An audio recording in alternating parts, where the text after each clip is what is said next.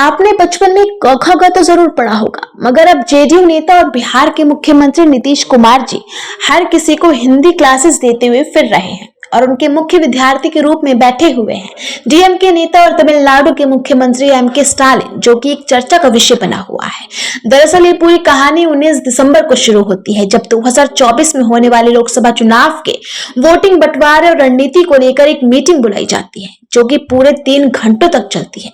जिसमें भाषण को लेकर हिंदी भाषा का प्रयोग किया जाता है, जिससे वहीं बैठे डीएमके के नेता टीआर बालू समझने में असमर्थ रहते हैं। जिसके बाद वो आरजेडी सांसद मनोज झा से मदद मांगते हैं और उनसे पूरे भाषण का अनुवाद करने का अनुरोध करते हैं। इसके बाद वो नीतीश कुमार जी के पास जाते हैं और उनसे इजाजत मांगते हैं, जिसके बाद नीतीश जी बौखला उठते हैं और उनसे कहते हैं, हम जिस देश में रहते हैं उसे हिंदुस्तान कहते हैं और इस देश की मातृभाषा है हिंदी, जो कि हर किसी को बोलनी आनी चाहिए। और मनोज झा को अनुवाद करने से इनकार कर देते हैं। मगर हैरानी करने वाली बात यहाँ पर तब सामने आती है जब वहीं बैठे डीएमके के नेता एमके स्टालिन शांत बैठे नजर आते हैं, क्योंकि ये वही एमके स्टालिन है जो हिंदी भाषा को थोपने के विरोध में सदैव से खड़े नजर आए हैं। इसके बाद बवाल तो मचना ही था और बीजेपी को एक और मौका मिल गया इंडिया गठबंधन पर वार करने का। इसके बाद बीजेपी के नेता और तमिलनाडु के चर्चित चेहरे के अन्नामलाई का एक बयान आता है, जिसमें वो कहते हैं, डीएमके नेता एमके स्टालिन, जिनका अस्तित्व ही हिंदी विरोधी रहा है, वो केवल राजनीतिक फायदे के लिए